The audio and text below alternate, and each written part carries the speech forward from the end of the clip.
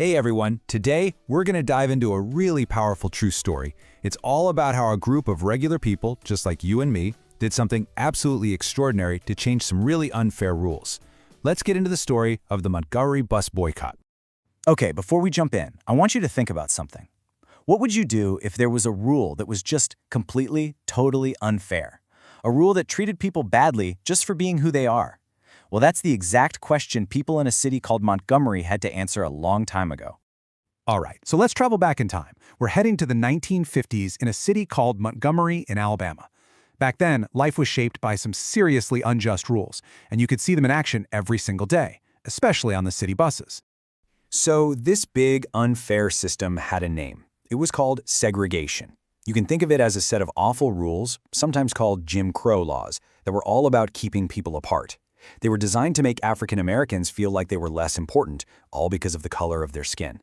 And on the buses, it got really specific and just demeaning. Get this, African American riders had to pay their fare at the front of the bus, then get off and walk all the way to the back door to get on again just to sit in their assigned section. And even then, if a white person got on and needed a seat, they were forced to stand up and give theirs away. It was humiliating. And what's crazy is that most of the people riding the buses were African American. So you can feel it, right? The tension is building. People were just sick and tired of being treated this way. And sometimes all it takes is one person making one quiet, brave choice to light a spark that changes everything. Picture it. It's December 1st, 1955. A woman named Rosa Parks, who worked as a seamstress, gets on the bus after a very long day at work. She sits down in the so-called colored section. But as the bus starts to fill up, the driver looks over at her and orders her to get up to give her seat to a white man who had just boarded. So what did she do? Did she yell? Did she argue? Nope, she just sat there. She simply said no and refused to move. Her protest wasn't loud, it was quiet and calm, but wow, was it powerful. She had just had enough of the unfairness, and in that one moment, she decided she wasn't giving in anymore. And can you believe it? For this one quiet act of courage, Rosa Parks was arrested by the police. But the news of what she did, it spread like wildfire. Her bravery made the entire community stop and ask themselves a really important question. How much longer were they going to put up with this? So that single question led to a massive, organized plan.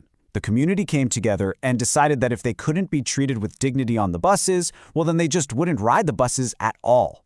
This was the start of a long, incredibly difficult, but history-changing protest.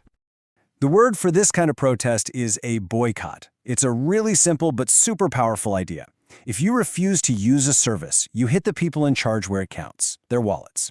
It's a way to make a huge statement without any violence at all. It's like saying, if you won't treat us right, you won't get our business. And the teamwork here was just incredible. I mean, this wasn't random. It was highly organized. Community leaders met up in churches to come up with a plan. They printed out flyers to get the word out to everybody. They organized carpools to get people to work. And thousands of people just committed to walking, even if it was miles and miles, to get where they needed to be. Now, every big movement needs a voice, someone to guide and inspire people. For this one, a young minister who was pretty new in town stepped up. His name was Martin Luther King Jr. He gave these amazing speeches that filled people with hope and encouraged them to stay strong and peaceful, reminding them what they were fighting for: justice and dignity. Dr. King's message was absolutely clear. They would meet hate with peace. On one side, you had the protesters who were disciplined and dignified. And on the other side, well, they were met with harassment, with threats, and with fear.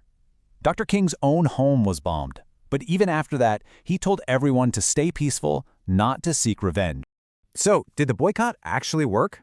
Oh yeah, it worked. Big time. Just look at this.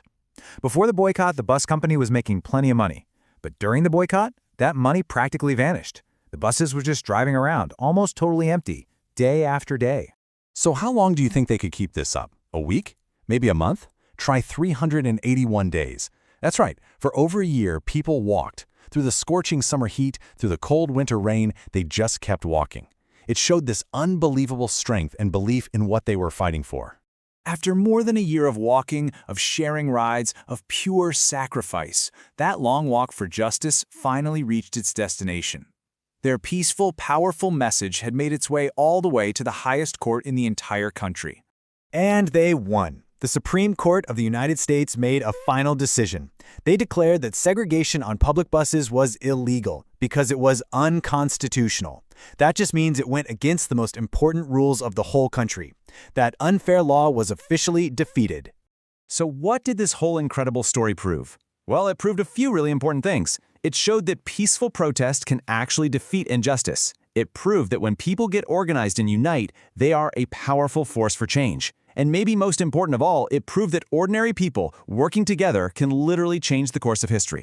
And you know, this victory in Montgomery wasn't really an ending. In a lot of ways, it was a beginning. It became a blueprint, like a roadmap for the entire civil rights movement.